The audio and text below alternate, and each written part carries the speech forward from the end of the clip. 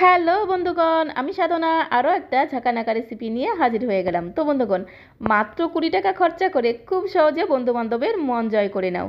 মাত্র 10 টাকার আলু আর 10 টাকার ময়দা, ভীষণ মজাদার মুচমুচে এই ক্রিস্পি নাস্তাটি কাউকে খাওয়ালে সে তোমার কাছে রেসিপিটা জানতে চাইবে।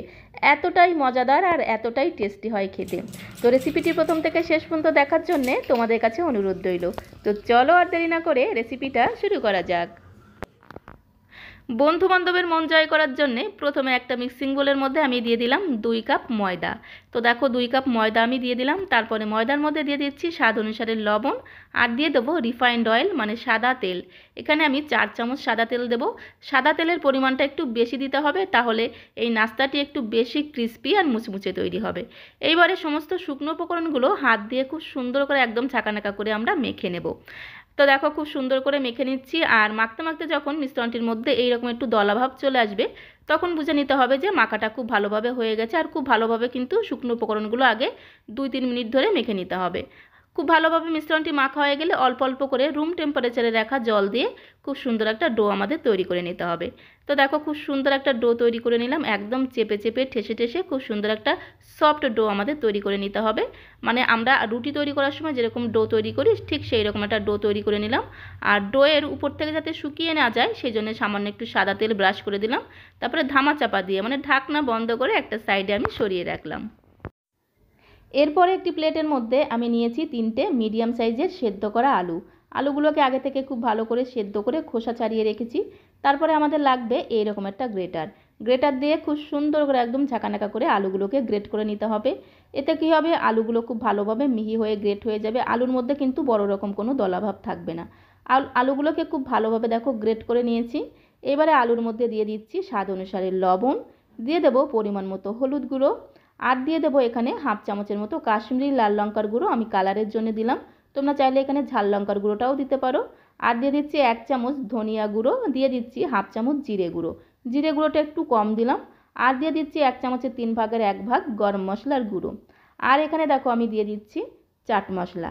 তো চাট মশলাটা এখানে আমি 1 চামচ দিয়ে দেবো, একদম ভরে 1 চামচ দিয়ে দিলাম, কারণ চাট মশলা দিলে খুব সুন্দর একটা চটপটা স্বাদ পাওয়া যাবে।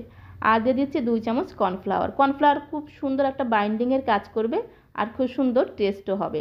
দিয়ে দিচ্ছি 3-4টে কাঁচা লঙ্কা কুচি, আর দিয়ে দেবো কারি পাতা। কারি পাতাগুলোকে একটু আমি খুব সুন্দর করে ঝিরিমিরি করে কুচিয়ে দিয়ে দিলাম। আর লঙ্কার পরিমাণটা তোমরা যে যেমন ঝাল খেতে পছন্দ করো সেই অনুসারে এখানে ঝালটা দিয়ে দেবে। আর দেখো দিয়ে দিচ্ছি ধনিয়া পাতা কুচি। এবারে সমস্ত কিছু দেওয়া হয়ে গেলে হাত দিয়ে খুব সুন্দর করে একদম ঝাঁকানাকা করে মেখে নিতে হবে। তো দেখো খুব সুন্দর করে হাত দিয়ে সমস্ত কিছুকে খুব ভালো করে মেখে নিয়েছি।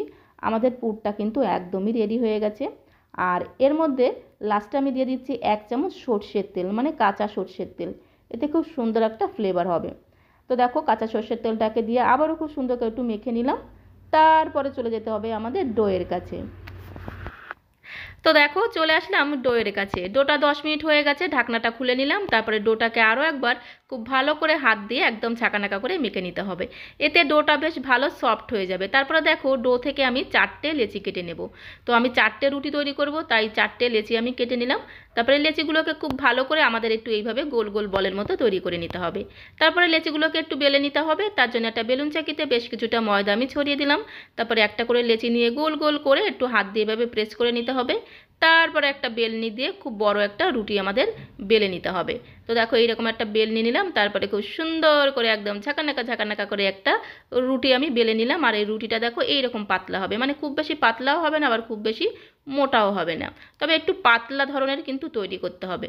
তারপরে যে আলুর পুরটা তৈরি করে রেখেছিলাম সেই আলুর পুরটা রুটির মধ্যে দিয়ে দিতে হবে। তারপরে রুটির চারিদিকে এইভাবে একটু আলুর পুরটাকে একটু ছড়িয়ে দিতে হবে। তো দেখো বেশ অনেকটা পরিমাণ আলুর পুর নিয়েছি, তারপরে রুটির মধ্যে দিয়ে চারিদিকে ছড়িয়ে দিয়েছি। তারপরে উপর দিয়ে এইভাবে আরও একটা রুটি দিয়ে একটু ধামা চাপা দিতে হবে মানে এভাবে একটু ঢাকা দিয়ে দিতে হবে। সাইড থেকে খুব ভালো করে একটু আটকে দিতে হবে যাতে পুরটা বেরিয়ে না আসে। তো দেখো চারিদিক থেকে এইভাবে একটু হাত দিয়ে চেপে চেপে আটকে দিলাম। তারপরে একটা বেলনি দিয়ে হালকা হাতে মানে হালকা প্রেস করে কিন্তু একটু বেলে নেব। এতে আলুর পুরটা রুটির চারিদিকে কিন্তু খুব ভালোভাবে সেট হয়ে যাবে। তো এইভাবে একটা বেলনি দিয়ে একদম হালকা করে আলতু হাতে এইভাবে একটু বেলে নেব। তারপরে একটা ছুরি দিয়ে সাইড থেকে একটু এইভাবে কেটে নেব। তো দেখো খুব সুন্দর করে একদম ছাকানাকা করে একটা ছুরি দিয়ে এইভাবে কিন্তু প্রথমে লম্বা লম্বা করে কেটে নেব, তারপরে আড়াআড়িভাবে কেটে কেটে এগুলোকে একটু পিস করে নিতে হবে। তো বন্ধুগণ, এটা আসলে বলে বোঝানো যাবে না, দেখে বুঝে নিতে হবে। তো প্রথমে দেখো লম্বালম্বিভাবে কেটে নিলাম, তারপরে আড়াআড়িভাবে এইভাবে ছোট ছোট করে কিন্তু আমাদের কেটে নিতে হবে।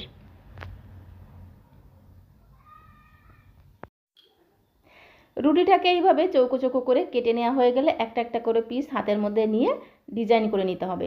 তার জন্য দুই মাথা ধরে এইভাবে প্রথমে একটু ফোল্ড করে একটু দুই মাথা আটকে দিতে হবে, উল্টো দিক দিয়ে ঠিক একই রকমভাবে এইভাবে আটকে দিতে হবে। তো দেখো কত সুন্দর তৈরি হয়ে গেল, দারুণ দেখতে একটা নাস্তা। এইভাবে প্রত্যেকটি নাস্তা আমি তৈরি করে নেব। আর এই নাস্তাগুলো দেখতে যতটা সুন্দর, খেতে কিন্তু তার থেকে অনেক অনেক গুণ বেশি সুন্দর হয়। বাড়িতে যদি কোনো বন্ধু বান্ধব আসে বা কোনো গেস্ট আসে, ঝটপট কিন্তু এই নাস্তাটি তৈরি করে নেওয়া যায়। আর তৈরি করতে কিন্তু খুব বেশি উপকরণের প্রয়োজন হয় না, ঘরে থাকা সামান্য কয়েকটি উপকরণ দিয়ে কিন্তু ঝটপট তৈরি করে বন্ধুবান্ধবের মন জয় করে নেওয়া যায়। সমস্ত নাস্তাগুলো তৈরি হয়ে গেল, তারপরে চলে আসলাম কড়াইয়ের কাছে। এইবারে নাস্তাগুলোকে আমাদের ভেজে নিতে হবে। তার জন্য দেখো কড়াইতে আমি বেশ কিছুটা সাদা তেল গরম হতে বসিয়ে দিয়েছিলাম। তেলটা খুব ভালোভাবে গরম হয়ে গেছে, গ্যাসের ফ্লেম মিডিয়াম টু লোয়ে রেখেছি। গ্যাসের ফ্লেম মিডিয়াম টু লোয়ে রেখে সমস্ত নাস্তাগুলোকে তেলের মধ্যে দিয়ে দিতে হবে। তারপরে এপিট ওপিট উল্টে পাল্টে মোটামুটি 5 থেকে 6 মিনিট সময় ধরে কিন্তু নাস্তাগুলোকে একটু ভেজে নিতে হবে। একটু হালকা লাল লাল করে ভেজে নেবে। আর এই নাস্তাগুলো এতটাই মুচমুচে আর ক্রিস্পি তৈরি হয় যে এই নাস্তাগুলো তোমরা অনেক দিন ধরে রেখে খেতে পারবে। একদমই কিন্তু নরম হয় না, একদম মুচমুচে ক্রিস্পি থাকে। আর খেতে তো দুর্দান্ত টেস্ট হয়। রেসিপিটি ভালো লাগলে একবার হলেও তোমরা বাড়িতে ট্রাই করে দেখতে পারো, আশা করি তোমাদের ভীষণ ভীষণ ভালো লাগবে। আর বাড়িতে যদি ট্রাই করো, খেয়ে তোমাদের কেমন লাগলো অবশ্যই কমেন্ট বক্সে লিখে জানিও। তো দেখো নাস্তাগুলোকে বেশ আমি 5-6 মিনিট সময় ধরে ভেজে নিয়েছি, এবার একটি প্লেটে নামিয়ে নেব। আর আওয়াজ শুনেই তোমরা বুঝতে পারছো যে নাস্তাগুলো কতটা ক্রিস্পি আর মুচমুচে তৈরি হয়েছে। তো বন্ধুগণ, মাত্র 20 টাকা খরচা করে এইভাবে তোমরা যদি বন্ধুবান্ধবদের নাস্তাটি তৈরি করে খাও, তারা কিন্তু ভীষণ ভীষণ খুশি হয়ে যাবে। এমনকি বাড়িতে যদি কোনো গেস্ট আসে, তারাও কিন্তু তোমার কাছে এই রেসিপিটা জানতে চাইবে, এতটাই দুর্দান্ত টেস্ট হয়। এই রেসিপিটা তৈরি করে তোমরা অনেক দিন ধরে খেতে পারবে, আর একটুও কিন্তু নরম হয় না, একই রকম মুচমুচে থাকে। তো একটি নাস্তা তোমাদের ভেঙে দেখিয়ে দিলাম যে নাস্তাটা কতটা মুচমুচে তৈরি হয়েছে। আমার চ্যানেলে যদি কোনো নতুন বন্ধু এসে থাকো, প্লিজ আমার চ্যানেলটিকে লাইক করে রেখো, যাতে যখন এরকম সুন্দর সুন্দর ভিডিও আপলোড করবো সঙ্গে সঙ্গে নোটিফিকেশন আগে তোমার কাছে পৌঁছে যায়। আজকের মতো এই পর্যন্ত। সবাই ভালো থেকো, সুস্থ থেকো, আবারও দেখা হবে নতুন কোনো ভিডিওর সাথে। সবাইকে অসংখ্য ধন্যবাদ।